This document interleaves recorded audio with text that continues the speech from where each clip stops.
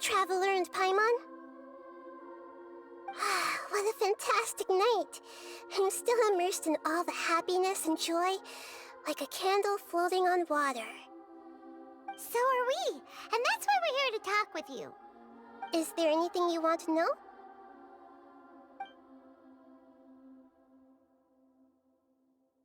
After recent events, the Akasha can no longer function as it used to. I've given it some thought, and have decided to shut it down permanently. But this is definitely not a bad thing. Even from the beginning, I've been planning to shut it down. The Akasha's centralized administration of knowledge has always restrained people's curiosity and curtailed the number of paths available to them. I don't think this is good for Sumeru. Although people may initially feel a little uncomfortable with the loss of the Akasha, they will soon understand that this life is more suitable for them. And as for the future of Sumeru, I'm preparing to regain control of the academia. The former sages have received their punishment, but the new sages have yet to be selected. I will oversee the process personally. I hope that the new 6th grade sages will be more focused on academics. Sumeru needs such leaders more than ever. The other big issue is the people of King Deshret. All the residents of the desert, in fact. They have been mistreated for far too long. I've already taken some measures to address this.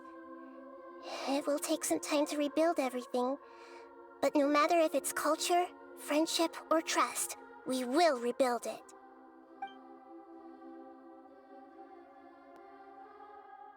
You mean, what happened after the doctor put you to sleep? Not exactly. The top-ranked Fatui Harbingers, up to number 3, possess power comparable to that of gods. I was no match for him in that kind of situation.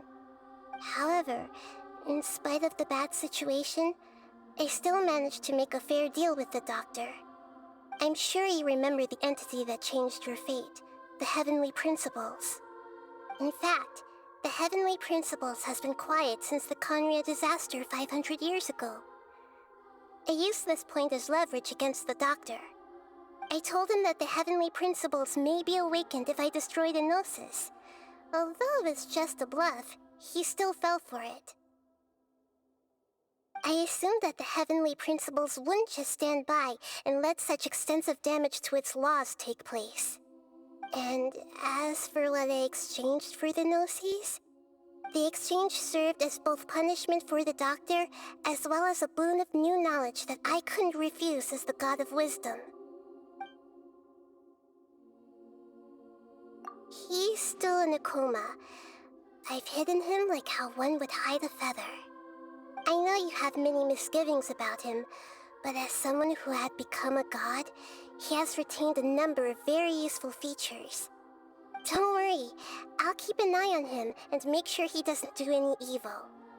In addition, there are still some mysteries left in him. Some things may be very clear from my perspective, but he is still yet to understand them himself. His future will be determined by fate. Is that where you're headed next? Fontaine, the nation of justice? As far as I know, that nation operates on a judicial system. Does their Archon personally judge people? No, there's a Chief Justice in Fontaine. Generally speaking, the Hydra Archon, Focalor, won't preside over individual trials. However, even then, Focalor will still make herself present at just about every trial. It seems that she just likes to immerse herself in that sort of atmosphere. As Archon, she still reserves the right to influence the final verdict. Anyway, let's just say she's got, a very unique personality. Are you sure? Isn't there something else you haven't asked about yet? Huh? You mean... About your sister. While you were resting at Gandharvaville, I took some time to perform an Irminsul search for information on your sister. Yeah! Isn't repository for all the information and memories of Taaant, so there shouldn't be anything on him or his sister. This is true in your case. Irminsul indeed does not have any information on you. However, there must be something different about your sister, because as it turns out, the world has recorded information on her after all. What? There is only one possible explanation. She belongs to this world.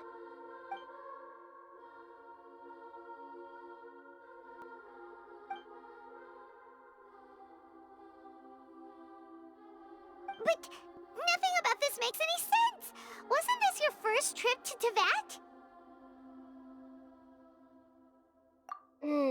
According to the records I was able to access, your sibling suddenly appeared in Conria.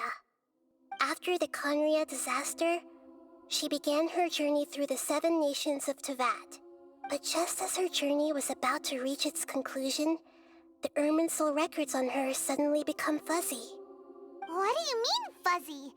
Did something happen to her? All I know for sure is that somebody, for reasons only they can know, is deliberately obfuscating her fate. And whoever it is, if they can do that, who knows what else they're capable of. But even that wouldn't explain how she somehow comes from this world. Something else I noticed was that according to these records, the Fatui have not classified your sibling as one of the Descenders. What's a Descender? Paimon's never heard of it. Look, I'm sure you must be curious about the information I received from the Fatui in return for my gnosis, right? A very important part of the intel was about this world's Descenders. External beings, ones that don't belong to this world. Traveler, you are Taaant's 4th Descender. Huh?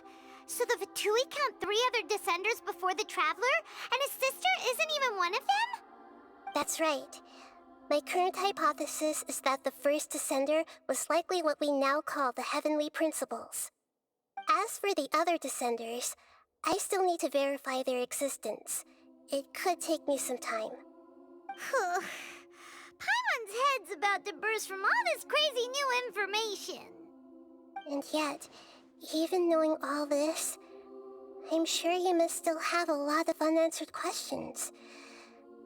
I must say, I truly regret that I can't help you more as the God of Wisdom. There are many questions in my heart as well.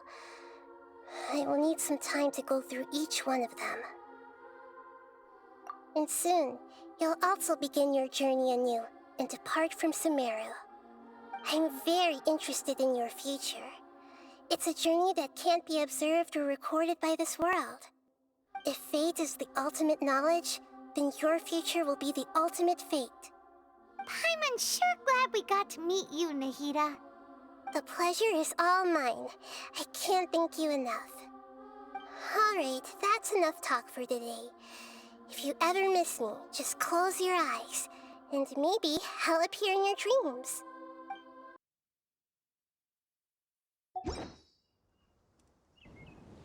I only take orders from my employer.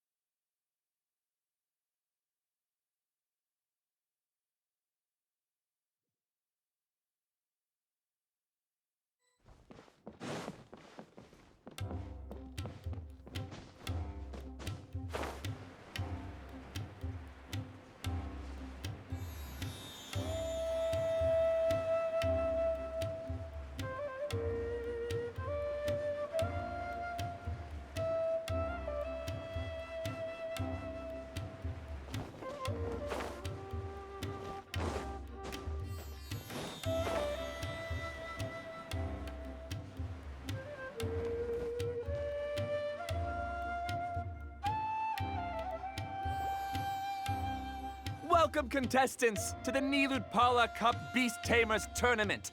I am Cautilia, a senior Immorta researcher and the organizer of today's tournament. I'm sure you're probably all very intrigued by the idea of fighting fungi and excited at the prospect of our amazing prizes. But at the same time, you may well have some concerns about the safety of this tournament. Worry not, the wisdom orb we've developed exclusively for this event makes use of Immorta's most advanced intellectual boost technology. It is absolutely reliable and safe.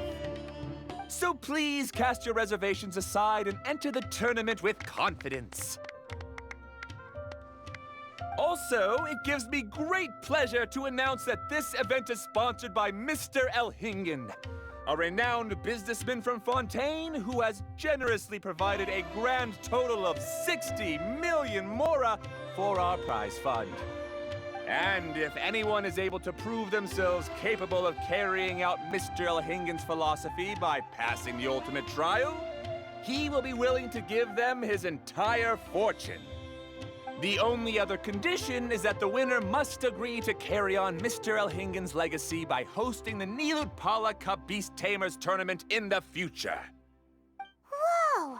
Paimon can't believe that rich guy threw 60 million mora at this event. Just like that. And what was all that about inheriting his entire fortune if you promised to keep his beast taming tournament going? Also, hosted by an academia scholar, huh? Pretty official. Might be a little inappropriate if we just barged in and tried to shut it down.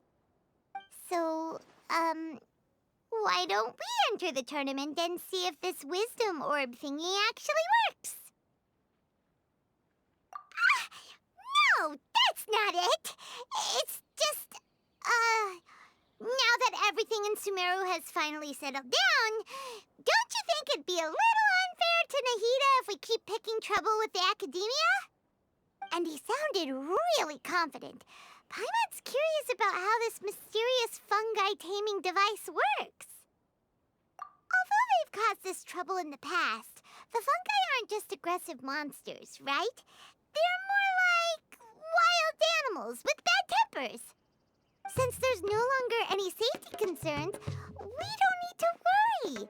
Maybe we can even try becoming friends with the fungi. Besides, if we do well in the tournament, we'll be able to earn some extra mora. There are basically no drawbacks. Yep, that's the way we roll. Looks like we sign up over there. Come on, let's grab a wisdom orb and enter the tournament.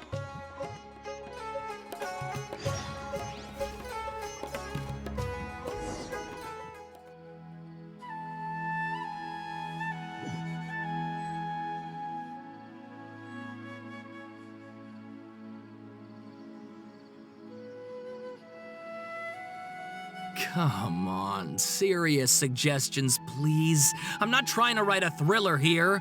It's supposed to be an essay, you understand? An essay. That means facts and logic.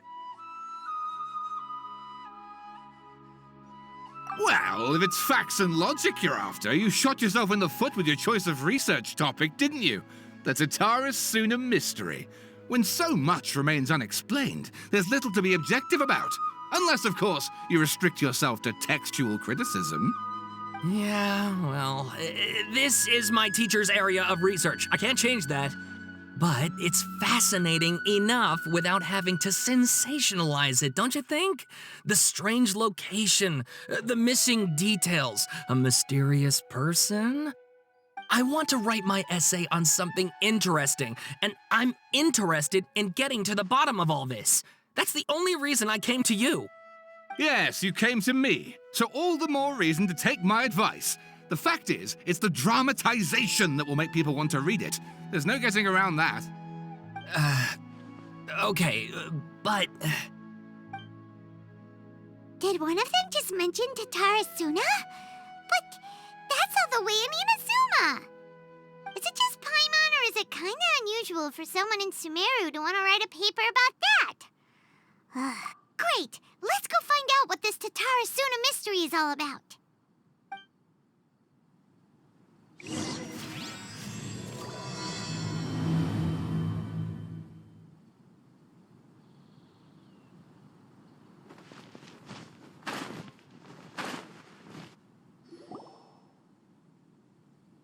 right, I guess I'll go with my textual criticism and your editorial direction for the first draft.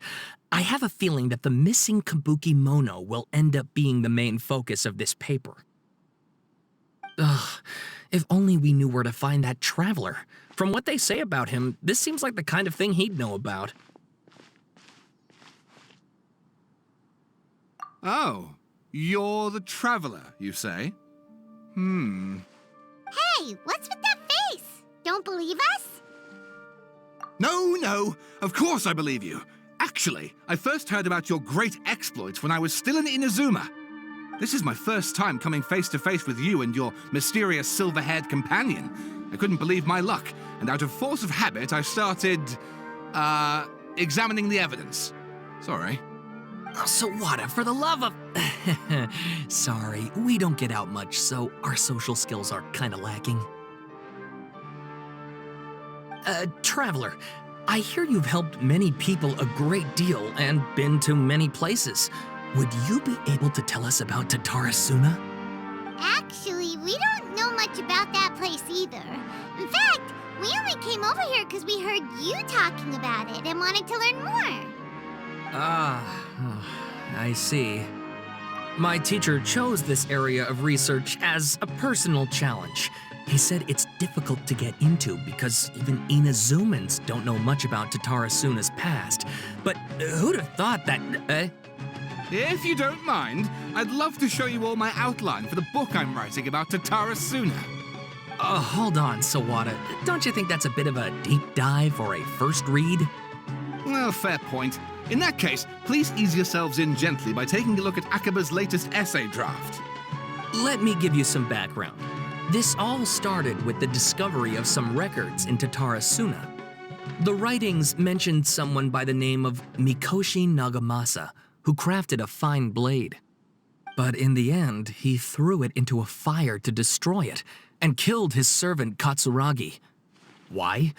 Well, no one knows. Apart from the swordmaker, his servant, and the one who wrote this all down, the records also mention a kabuki mono. This seems to be an Inazuman word for an eccentric stranger, someone who dresses funny or acts in an unusual way. That's right. Akaba's teacher has spent quite some time researching these events on the ground. This kabuki mono lived in Tatarasuna for a while before disappearing without a trace. And shortly afterwards, as Akaba mentioned, things got pretty ugly. So first this strange person goes missing, then a murder happens? Seems kind of fishy to Paimon. Yes, my thoughts exactly. So I helped out too. I asked everyone I could think of if they knew anything about what happened back then. And wow! Did I get lucky! Stop shouting! This part's important. I just wanted to make it stand out. It just so happens that a friend of mine works at the government records office. He looked into it for me, and I can now confirm that all the aforementioned individuals did, in fact, live in Inazuma over 400 years ago. Even back then, Tatarasuna was already at the center of Inazuma's smelting industry. The man in charge was a government official named Niwa. Curiously enough, it seems like he went missing too.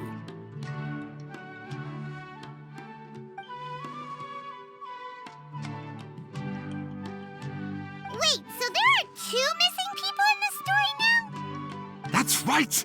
What's more, Niwa is a name with a lot of history to it. Have you ever heard of the great swordsmith clans of Inazuma? Oh, the swordsmiths? Yeah, like Ishin art and so on? Wow, yes. You really know your stuff. That makes things easier. So basically, this Niwa was a distant relative of the Kaidahara clan, the last practitioners of Ishin art. Something then seems to have happened in the Kaidahara clan, leading to their downfall. I don't know the details, but taken in light of everything else going on around that time, it makes you wonder whether it's all connected somehow. The Kaidahara clan? Sawada, you left out the biggest detail of all. Oh, yes, of course. How could I forget? Brace your minds, ladies and gents, for they are about to be blown. Or maybe you won't believe your ears. I wouldn't blame you, of course, because in all my years as a writer, this... Get to the point, for Pete's sake. According to information acquired by Akaba's teacher, the Kabukimono was not a human, but a puppet. A puppet?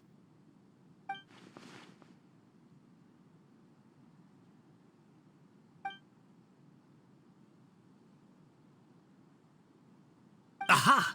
Judging by the looks on your faces, you do know something after all. No! Paimon just meant, how creepy. The way you described it makes it sound like a ghost story. I agree, it does.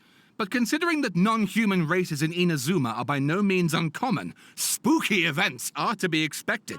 And that's exactly what my book is about. Please, take a look.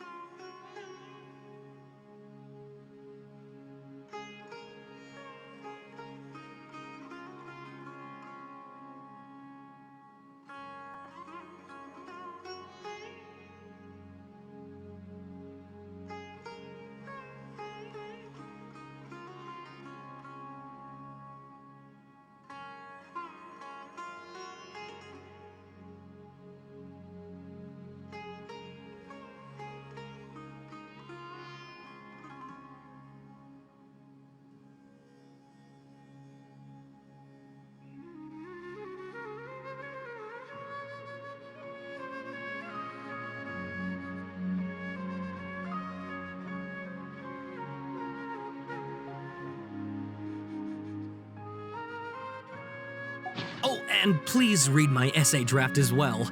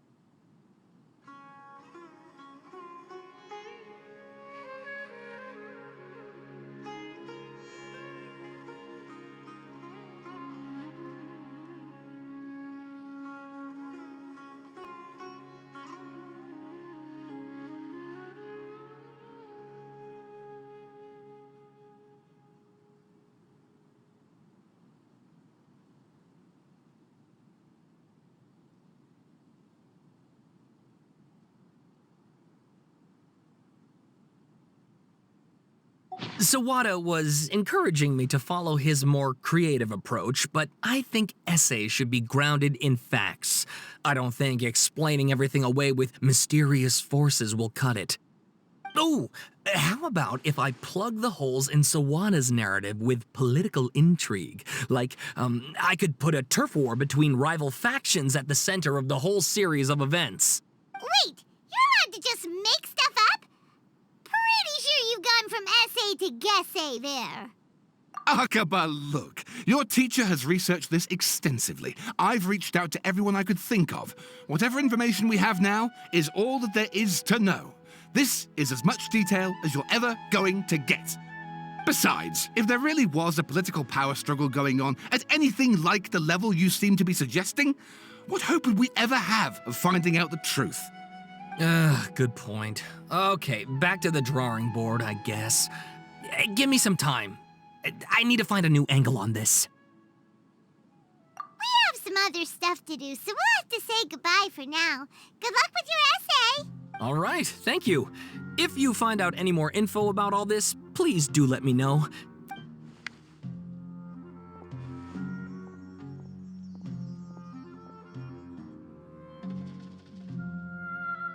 Hey, so that thing they were talking about, it has to do with the balladeer, doesn't it?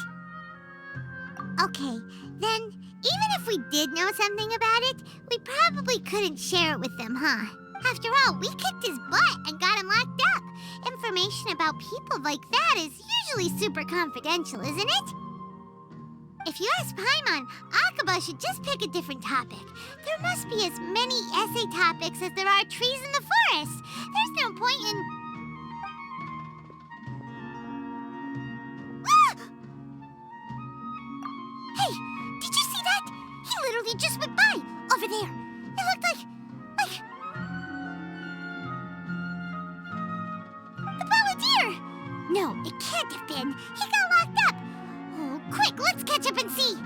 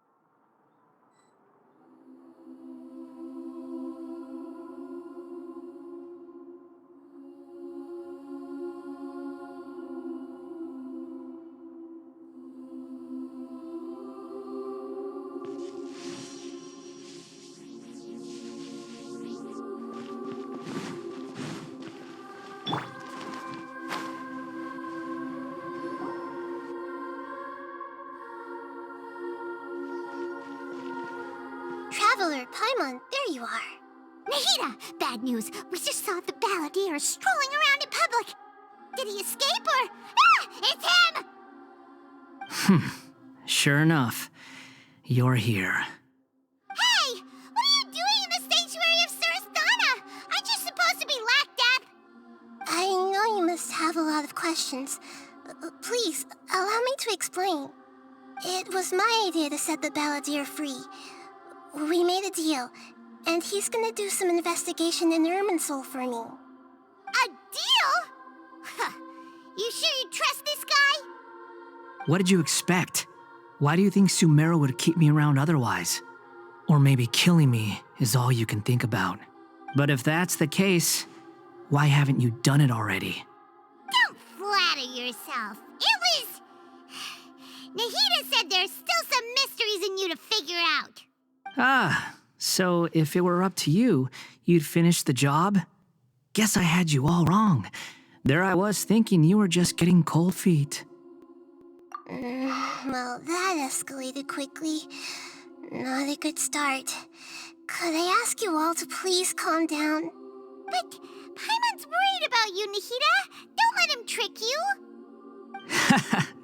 It's not every day you see people questioning the God of Wisdom's judgment. Just when you think you've seen it all. Don't you dare try to drive a wedge between us! As long as the terms are reasonable, I don't think there's a problem in making a deal. Even with the balladeer. Well, I for one have no reason to doubt you, considering you even struck a deal with the doctor. Yes, one in which I gained valuable information. You'll come to understand more about that in the fullness of time. The balladeer's power was all but completely spent after your battle. He's no longer strong enough to be a strategic threat to us. That puts him in quite a precarious position. Plus, he's a former harbinger with knowledge of many of the Fatui's sensitive secrets. Being stuck here in SUMERU could make him a sitting duck, depending on how the Fatui plan to respond. Wait a second. Farmer? You mean he's not a harbinger anymore? I take no pleasure in saying this, but it seems as if the doctor had no intention of welcoming back a loser, so... Sometimes it's you using them, other times it's them using you. Most human relationships are this way. Certainly all the stable ones are. That's how it was between me and the Fatui, and also between each of the harbingers. So as long as you have some value to offer, nobody will ever abandon you. But after recent events, even I have to admit that I'm not worth quite what I used to be. Well, if the Fatui are gonna reevaluate my utility, I need to have a backup plan for myself. As we discussed, I don't like causing harm to living beings, and you said you need protection. So, why not join forces with us? I think these two have made their objection to that idea fairly clear, don't you? And they're your friends, so I guess you'll be siding with them. Yeah, obviously! Nahida, don't listen to him! Then let's put that discussion to the side for now. We still have time. Today can be a trial run. Where we go from here will depend on how well we manage to cooperate today. All right, then I'll do what we agreed. Good. Go now, and keep in touch. Nahida, are you serious about this? Yes. I have my reasons for this decision. In fact, I'm largely doing it for your benefit. Yes. As I told you once before, there's information about your twin in Irminsul. Oh, yeah. Actually, that's the whole reason we came to see you today. So, you have an update on that? Mm-hmm. You may remember me mentioning that the Fatui had not included your twin's details in the Descender category. This is an extremely important point. It's possible that the Fatui have other information that even I don't know about. And since the Balladeer used to be one of them, he'll be better acquainted with this information than I am. He was granted the power to connect with Irminsul when he almost became the god of a new era. Even though he no longer has the Gnosis, some traces of its power remain in him. He can still connect. The amount of information in Irminsul is vast beyond description. Sifting through all of it without knowing what to look for would take too long, even for me. So I asked the Balladeer to search in Irminsul for any information about the Descenders. He's more familiar with this kind of information, and should be able to find it more quickly. Exactly! Or what if... Paimon just doesn't trust him! He's treated us as enemies every time we've run into him! I understand. But sometimes, everything is dictated by which side you're on. How things will go in the future depends on what information he brings back. And Traveler, I know what your heart desires most of all. Our minds have connected several times before. There is a corner of your heart reserved for an intense longing. A feeling of being all alone in the dark, searching for the one candle whose light still burns. As Sumeru's deity, it is my responsibility to be on guard against the Balladeer. But as someone who counts you as a friend, I want to do something for you. If this deal with the Balladeer can give you the answers you've been longing to find, then it's worth it.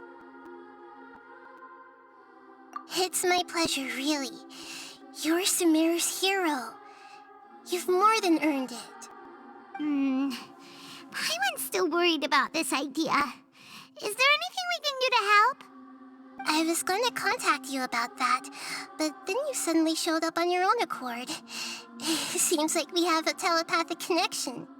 In fact, I was going to ask you to supervise the Balladeer on my behalf while he carries out the task I assigned. Even though he only has a fraction of his full power left, that's still a fraction of a former Harbinger. If you could accompany him, it would put my mind at ease.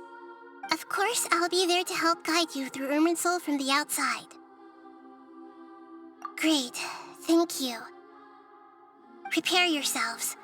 I'm going to transport you into Irminsul.